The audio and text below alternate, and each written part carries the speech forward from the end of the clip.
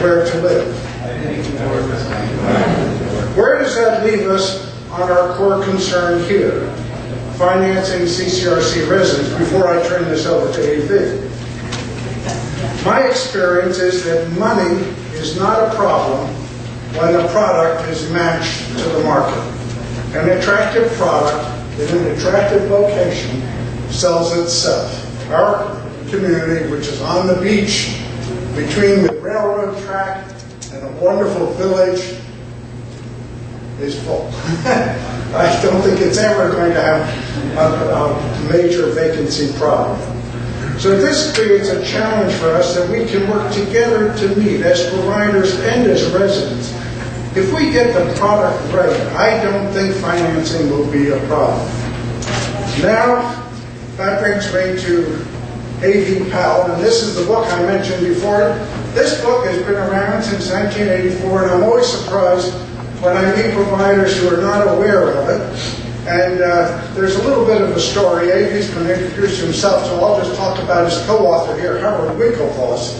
Howard Winklevoss has two sons, Tyler and Cameron. And Tyler and Cameron, are they twins, A.V.? They're twins. So they went off to Harvard, and they thought they had a bright idea, but there's another fella who may or may not have had the same idea at the same time, but he was effective in bringing it about. But these guys were not happy, so they brought a lawsuit, and I think they will be independently wealthy for the rest of their lives, because the Tyler and Cameron Winklevoss are the youngsters who sued Mark Zuckerberg over the Facebook thing. And with that, I'll turn it over to A.V. We need to bring up your... Thank you, Jack.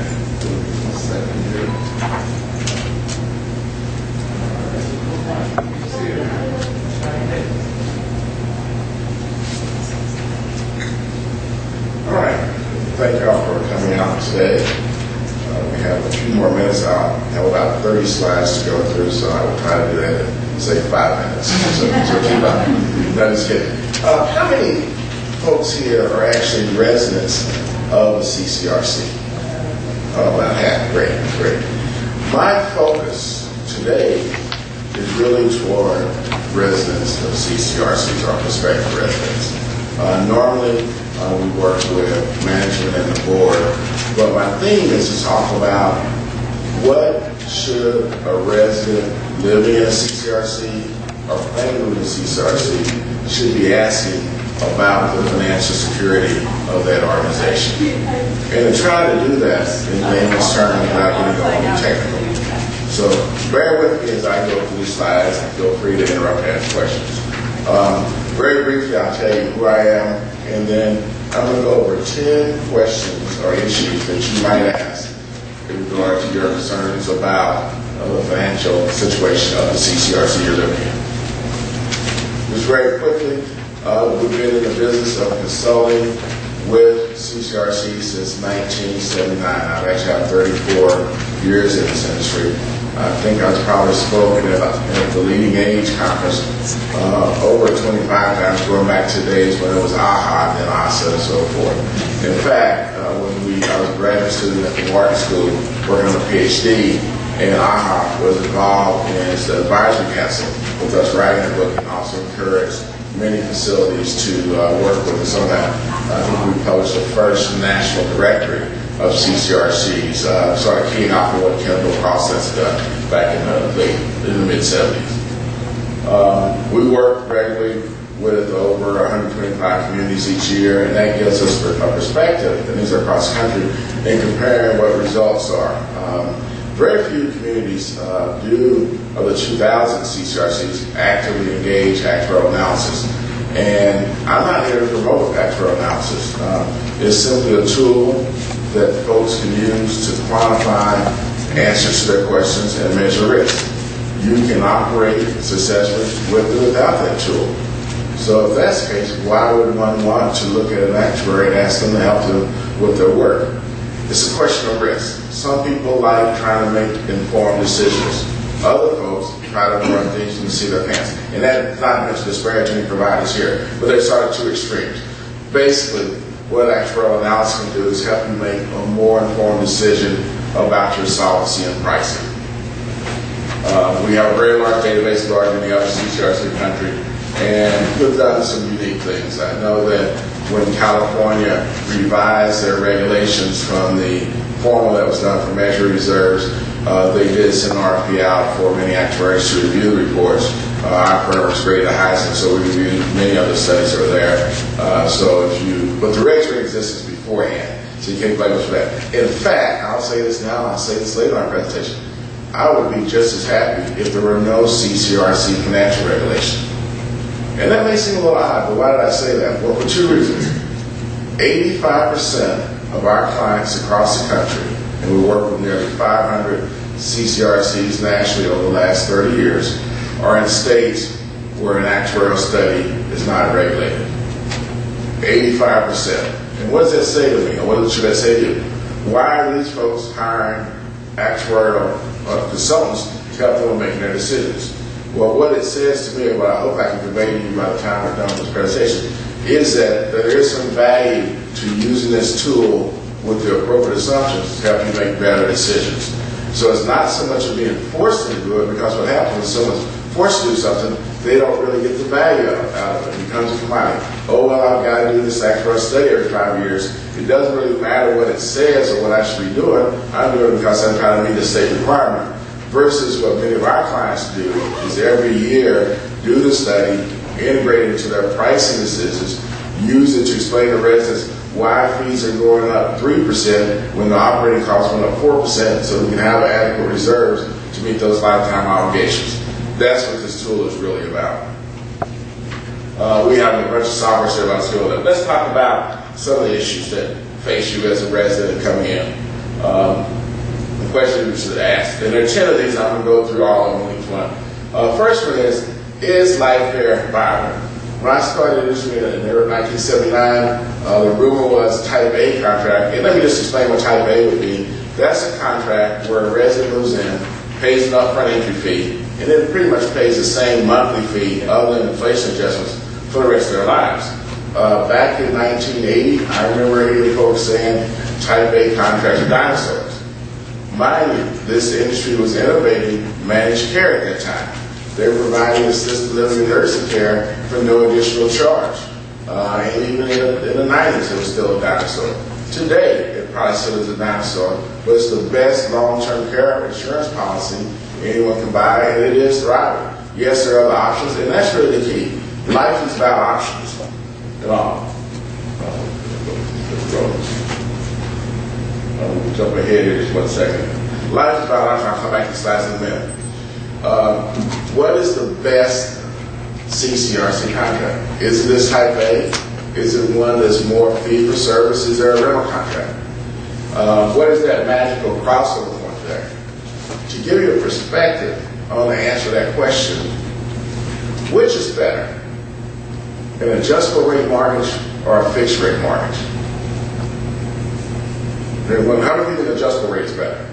Right now. Yeah, depends, exactly. Depends on the economic conditions, depends on your risk utilities and so on. But the same thing with the CCRC contract. If you are concerned about depleting your financial resources, don't know whether or not you're going to need nursing care or assisted living a lot for a long-term period of time, if you have a spouse who you're worried about, Type A may be the way for you to go to ensure these benefits. Alternatively, you say, well, look, I'm going to take that risk. Everyone in my family has died of a heart attack, mountaineering at the age of 90. I'm not going to worry about the health care risk, so therefore I'll go for more fee-for-service, or I may go for a rental contract. Is there some magical crossover point that is a contract that everyone wants to purchase? Well, if that were the case, in my 30 years of searching for it, I would have hoped that I would have found it, so I would be retired many times over on a private island. But no, there really isn't. And the key is the handout that Jack passed out a minute ago, really what's important, and the industry is not there yet, is giving residents choices on what contract they should choose and making sure that it's priced soundly so that no one contract is a better deal than the other contract for residents. Let me just go back here. Go back to the is it viable? Yes, life care is viable, and it can be priced and operated in a variety of ways. In fact, 2 years ago, the GM did a study, as well as the U.S. Accountability Office, to look at CCRC standards and structures. Really, this study was a repeat that was done about 25 years ago when there were a number of bankruptcies for bond financing of CCRCs. And if my memory serves me correctly, pretty much the same kind of things were said. You should have certain minimum reserves, cash reserves, etc. But at that time, they did not mention that you should have periodic actuarial studies. In my mind, this latest round, and it was not necessarily a push for national regulation, in fact, our regulation is on a statewide basis, still misses the point. What was the cause of this inquiry? Well, it was bankruptcies, or pending bankruptcies, on fee-for-service communities. And those are the ones that offered pretty much fully refundable entry fees and promised residents a monthly fee that increased by their level of care. The quote-unquote safe kind of way of offering a continuing care contract, because the health care risk and the fact that runaway health care was now passed on to the resident. Well, these so-called safe CCRC contracts are the ones where they ran problems because they were promising refunds based on the next generation, the real estate market was bad, etc. Nothing was done with these two national studies by our government to try to remedy that problem, and there is a way to do that, but that issue was not touched whatsoever. Again, these Type C contracts are still felt to be safe, even though the empirical evidence shows these are the ones that are having the problems nowadays, and I'll get more into that later. But the question becomes, and really when I mentioned about using actuarial science as a tool, the issue is quite simple. It really relates to some of the recent things you've heard about Social Security. As Jackie mentioned, Mr. Dykstra mentioned about Social Security funding, and so and people may not understand, what do the actuaries really do? Well, here's what they do, what they try to do. Actuaries deal with assumptions, number one. They try to analyze data to make good assumptions about the future.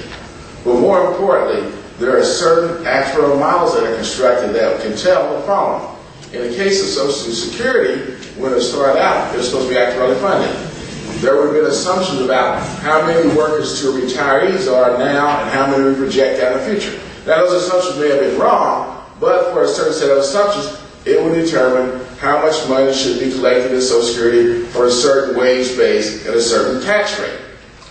Well, in the wisdom of our government, we decided not to do that, and instead, we said, well, look, we'll go on a pay-as-you-go system, because we know, or hope, that if we have a change in the demographics, we can raise the wage base. We can raise the tax rate to make sure we have adequate funds to pay the Social Security benefits.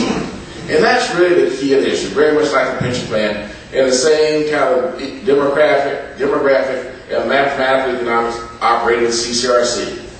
Yes, you can run them on a pay-as-you-go basis. Yes, you will have great cash flows initially because you collected 30% of your costs on average up front via the entry fee. And so you basically put your community in the risk mode that as long as things stay the same, and so as long as the same kind of health care risk is in, you'll have adequate cash flows as long as you keep it full.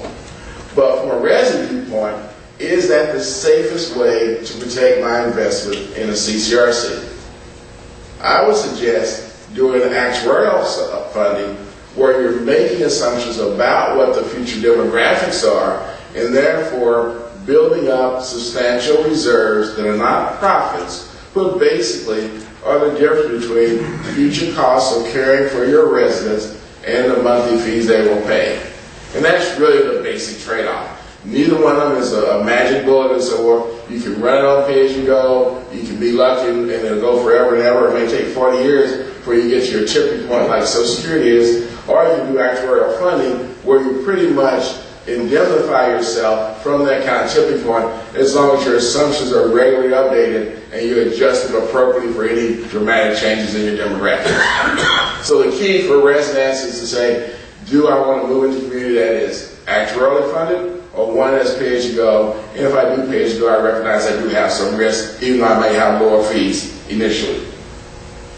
Well, what is the best contract? And I jumped ahead of that. We've already asked that. There is no best. It just depends on your particular perspective and so forth.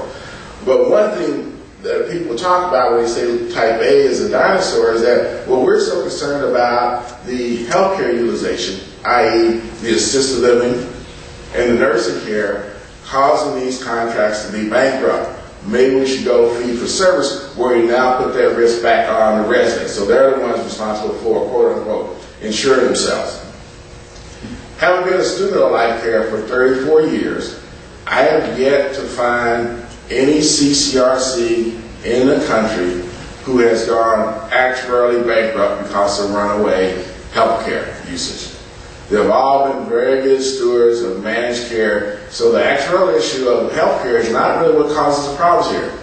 Actually, it's number one, and then number two, which is a hidden risk that I think is going to become more and more, is the fact that people are living longer and longer and may deplete their financial resources. And virtually every CCRC in the country, when someone runs out of money, agrees to take care of them and not put them out and so forth. The PR issue is very strong. It's not a federal mandate. It's not IRS law. Although if one were to put someone out, even with good reason, you'd probably raise some pretty significant scrutiny when you're 501c3. My point here is that the longevity risk is probably the biggest risk that faces any type of entry fee or rental CCRC today. And if you want to minimize that risk, then your type A contract is the one that does that the best. But again, there's no perfect contract. People really want to have choices. How likely are residents to run out of their financial resources in the CCRC? Well, more likely than the general population. I'm sure y'all have heard the statement, and maybe some of you have moved in and heard this: if you move into my CCRC, you will live longer. Has anyone heard that before? Unfortunately, it's not true. At least not scientifically true. Yes, people do live longer in CCRCs. Their lifetimes are similar to people who purchase annuity policies from insurance companies. So the point is, it's a self-select group. People are willing to put up a large upfront sum of money, have generally had fairly good wealth and good health care along the way, and also probably want to feel that I want to make sure I get my money's worth from this CCRC. And also, you probably have a few residents say, well, wait a minute, I really don't like my executive director. I'm going to make sure I'm going to stay around as long as I can to make sure we're here. Have a hard time. But the point is, yeah, absolutely. But the point is, the CCRC residents live longer than the general population. They like annuitants.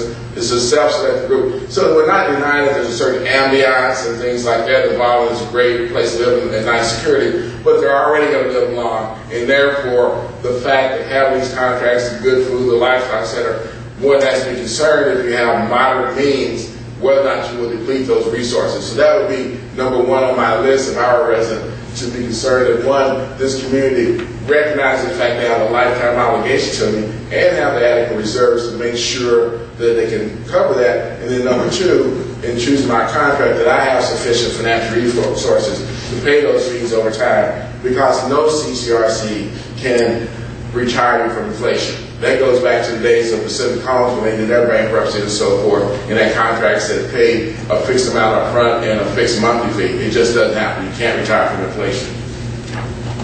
This is from my database, and actually both males and females tend to live longer than the general population. Which leads to my next one. Can you retire from inflation? No.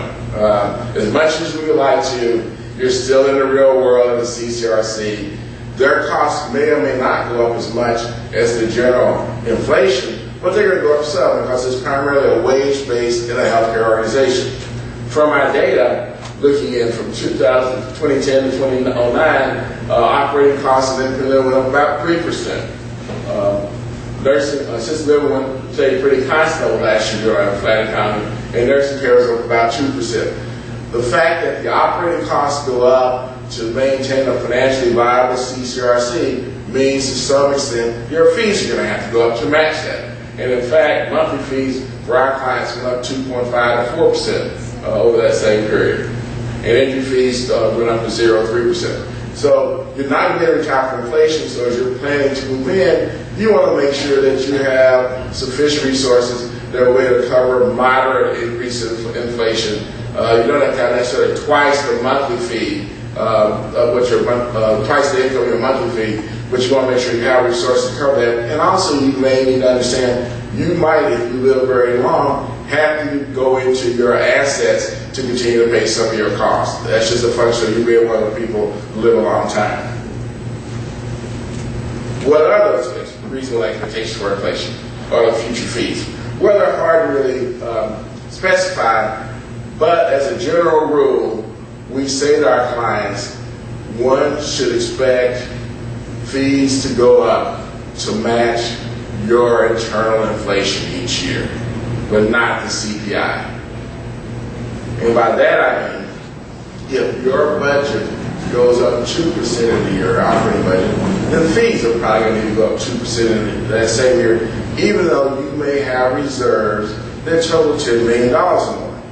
Because those reserves simply represent covering those future costs that are not covered by those monthly fees. And let me kind of put it in this perspective. We've done lots of studies and looked at lots of contracts. On average, the typical CCRC contract for our clients with an age 80-year-old, 80% female, 20% male resident, this is actuarial speak, but typical resident, costs $500,000 in present value. In other words, if this person had $500,000 in the bank, earned, say, 5% interest on that money, never paid a monthly or entry fee, those monies would be depleted by the time they expired if they live like the typical resident. And that may be 12 years, of which 3 years are in assisted nursing care. And so that on average means that someone may live 5 years, it costs $250, someone may live 17 years, it costs $750. So the average of the two is $500,000. Question to you: if we expect on average the contract costs $500,000, do you think that is fair or appropriate to charge, say, $450 for that contract on average, combination of entry fee and monthly fee? You might charge $150 up front and then expect future monthly fees to get $300,000. How many think it's fair to charge less than that? Because everybody wants a good deal, right? You want to give your residents a good deal. All right. How many think they should at least charge that much to cover those costs? Well, he said absolutely all right. And in fact, we suggest that you might charge a little bit more, have a margin, because in calculating that $500,000, we had to make a lot of assumptions. Assumptions about longevity, assumptions about future care costs, assumptions about future interest earnings, etc. So you may want to have just a little bit of margin to protect yourself against those assumptions. Well, here's my point. If you price a contract that's worth $500,000, and let's say you collect $150 up front, you will have great cash flows, and you should accumulate substantial reserves. And so you can't get around that kind of situation, and so forth. And this is where this pay-as-you-go versus actuarial funding goes in. In pay-as-you-go, you'll have minimum reserves. When you do actuarial funding where you're collecting dollars up front, you're going to have pretty big reserves, which go to this slide right here. And let me try to explain this very carefully. Let's say we had 200 residents who cost us $500,000 each. That means their lifetime obligation is $100 million, if I did my math right. I used to do math in my head. I may have done the number wrong, so forgive me, but $100 million. Let's say that as an entry fee, you collect 30% of those costs up front, which actually is the average of what our clients do. So that would mean that $100 million, you collected $30 million. This implies that $70 million is going to be collected over the lifetime of those residents in there. So your reserves initially are going to be the difference between your $100 million lifetime cost and the $7 million monthly fees of $30 million. And your entry fees cover that $30 million. So you're in actuarial balance. Everyone following that concept?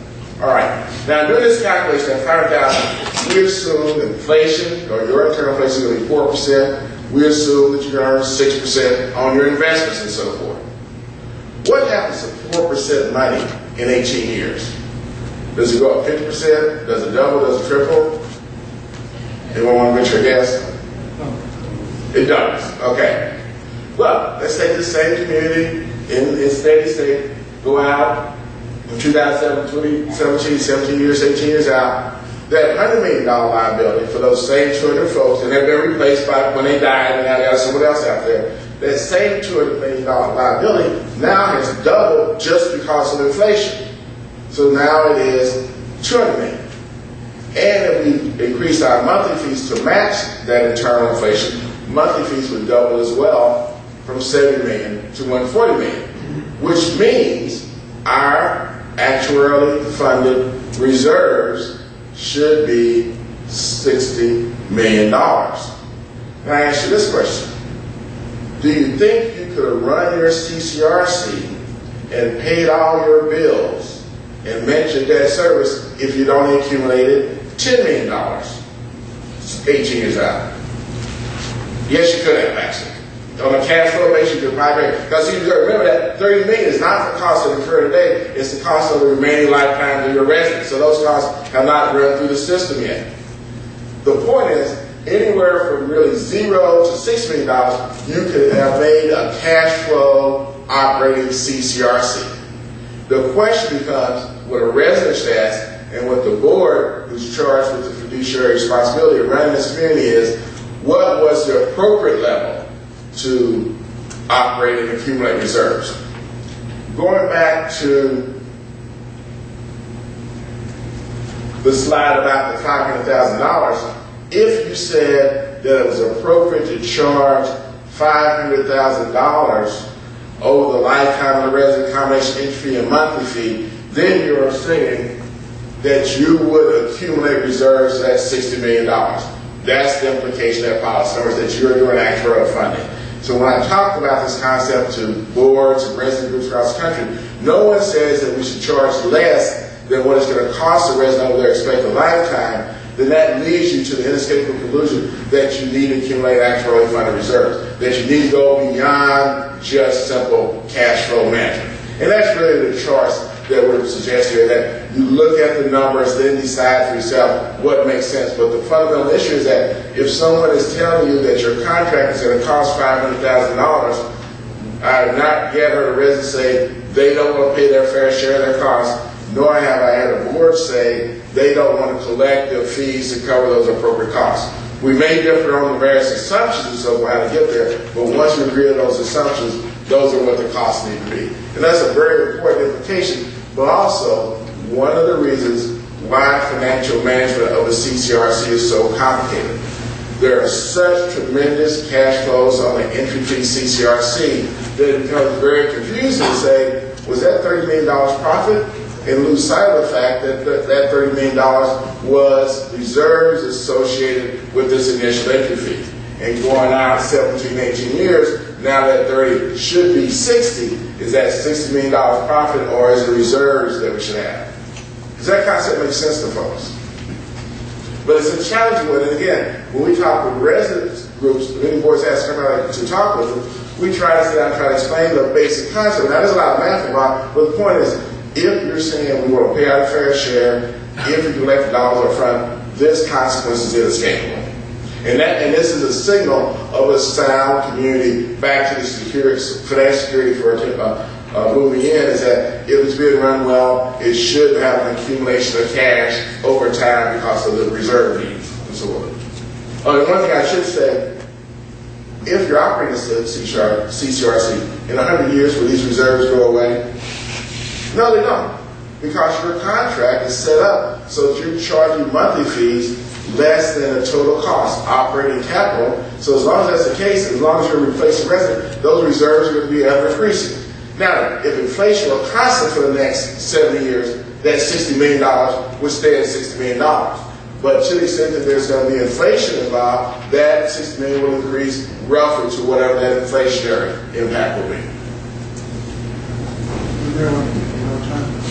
Okay, we're running a little bit longer. I got a couple. Let me just go through one or two of these, and then we'll do some questions. And I will go through the slide. Refundable fees are pretty challenging. The issue is just simply depending on the next resident to reoccupy. It becomes a real risky source of repayment. Let me go to 8 here just for a second. Let's go to actuarial CCRCs. How actuarial CCRCs fare? In other words, does this work in the real world? Are CCRCs who adopt an actuarial approach to their pricing, are they financially viable? Can they stay full? Will residents move in? Number one, when we look at our clients, and they say we do over 125 studies a year, basically 80% of our clients are priced so that their reserves are actuarially sound. And in fact, even through the downturn from 2008, There was a dip in 2008, but basically their median reserve position has that slightly increased, so they've done better than many other facilities. And also, their fee increase, their fee margins for charging fees, they have over 10% margin in their fees as well. Most of the reserves are liquid, so it has worked out pretty well for them. In fact, those clients are the ones, even with those fees, and you may be afraid of being very high, are still over 90% full and oxygen IRL and so forth. Let me just end up about financial regulation and does it really work? Couple things. The biggest challenge in regulation is that you cannot legislate full opposite. If you do that, then you will solve a lot of problems in a lot of ways. If occupancy goes down, and there are a lot of reasons why you actually go down, notwithstanding the current economic terms where people can't finance and sell their homes, then you're going to struggle because you're spreading the costs over a smaller base of residents, which means you may have to adjust fees. If you've been actuarially funded and has some contingencies built in, you probably can withstand these trends better than one that's just on a simple pay-as-you-go, very thin margin, which is another layer of risk. Yes, that does mean you may have paid more fees up front, but then, again, the question is, from a resident viewpoint, do you want to move into a facility that has a higher level of financial risk regarding future sustainability versus one that has a lower level of financial risk for future sustainability? When we look at entry fee contracts and regulations, they allow Type C to opt out. A big mistake, put everyone on the same footing. Type C contract that has an entry fee, has similar actuarial risk, and represents the same kind of concepts. Because those entry fees are not profit. No one is charging a Type C contract that's a purely rental contract. That's what it's marketed as. In other words, your monthly fees are covering all your costs, but they really are not. They're not covering all the capital and operating costs, so therefore that entry fee does lead to some kind of reserve and so forth. So they should be opted out, and they are not less risk. There is a challenge with gap interpretation, but the point is, what is important for a CCRC board of management is for the residents, the board, and the management to work together as a team and understand this contract has risk. Let's look at what our lifetime costs are and decide fundamentally, are we willing to run our facility on a pay-as-you-go basis and accept the risks that are associated with this sustainability versus moving to some type of actuarial funding basis, recognizing that there are lots of assumptions involved and we need to make good decisions about those assumptions with the trade-off that's going to give us a greater level of financial risk. And then lastly, before we go to question and answer, we do have some concepts of how we might simplify this, but it's a complicated procedure. Let me just put it this way. We developed in our pilot testing a 7-factor scoring system to place communities, to assess their financial risk for a prospective resident. So the community that has a lower financial risk based on these characteristics might be more attractive for residents to move in because they're concerned about their fiscal security and so forth. Doesn't mean that someone is a high-risk community that does pay-as-you-go, that is fee-as-you-service, residents will move in, but at least they would know the relative risk and the implications of moving into this facility, what it may entail. And I think that's a more viable way of financial regulation. There's obviously regulation for other parts in terms of licensure, et cetera, but just from the financial part in terms of saying you need to have an X amount of reserves or a certain dollar cash available, that's not really getting the point. The point is putting the concept out there, what is the appropriate risk associated with this facility, and if it is perceived to have too high risk by the marketplace, they will choose a less risky facility, or if the board of management feels that their financial risk is too high, they will take steps to minimize that risk by looking at their long-term financial position and adjusting fees and so forth. So at this point, let's go ahead and 30, because we just have a few minutes left. Any questions that we might have?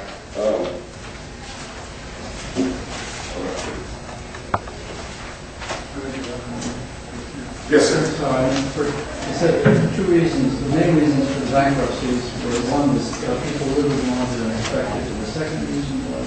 No, living longer is not a reason for bankruptcy. That's a risk that a resident faces in terms of running out of money. Primary reason for bankruptcy is a low occupancy because of real estate, and so they don't get filled up, so they can't meet the debt service and so forth.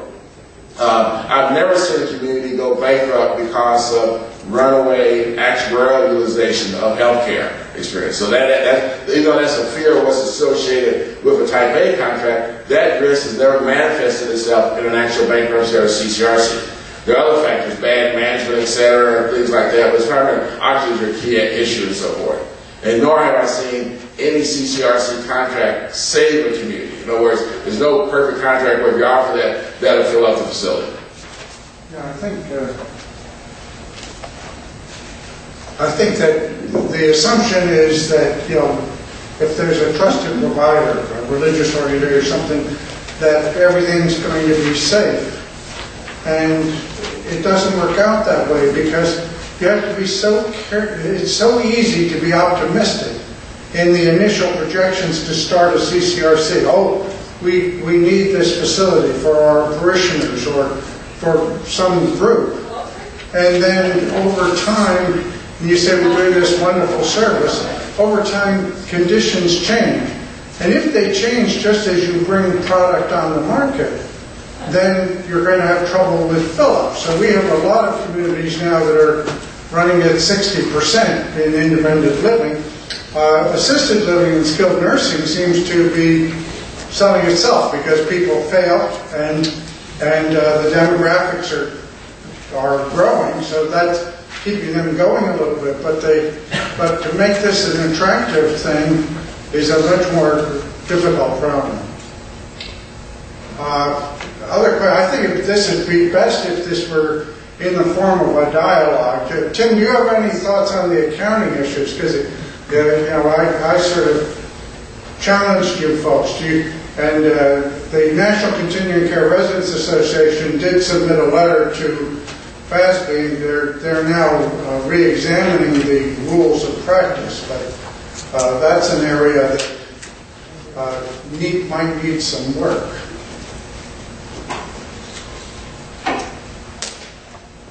Well, again, as from the accounting standpoint, who is speaking? My name is Tim Evans, and I'm the moderator.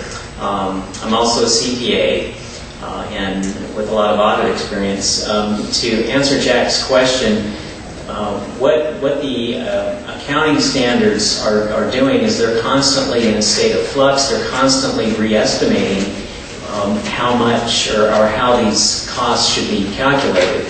From an auditor perspective, what we look at is what the actuarials have done and the calculations they've done, and is there a overall potential deficit in their long-term calculations? If there are, that CCRC is in very difficult position.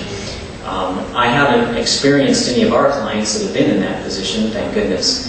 Yet it's something that is a deep underlying concern for all CCRCs, and that worry that your facility will be aging and you'll need to use some of these reserves to refurbish your facility and be able to compete with all the other facilities that are upgrading. So it's a constant battle, and it's something that we as auditors look at regularly. Tim, I wonder if you want to say a word. The Financial Accounting Standards Board has been criticized by the international accounting community because some of the American rules that are involved in American GAAP are inconsistent with international standards and principles. I wonder if you wanted to say a word about that, because I think that's an important step that's going on that's beginning to, I know Mary Miller, who's, I see, hi Mary, she's already beginning to conform the accounting that she does to some of the new rules that have been, I guess, exposed at this point. But maybe that's something that some people may not be aware of. Right. Well, for the situation of lack of time, just to go into, there are a lot of differences in international standards. The fear is that if international standards were to be implemented, what effect would that be on your financial statements for your CCRCs? And the answer is we don't know that until such time as those standards come out. But as we monitor these changes in IFRS, which is the International Financial Accounting Standards, if that comes into play, then we as auditors need to be looking at each situation and see if there is a potential change that could change your future service obligation and make it into a negative. Any other questions for Amy or Jack? Thank you all very much. Amy, can I ask you what the percentage of IL residents that move into nursing skill, what do you see statistically over time that eventually end up in the nursing facility? The question is, like, one way to say, what's the likelihood of a resident moving into nursing care? If you take away temporary transfers, which are short-term, say, probably about 1 in 4 are likely moving at some point in time.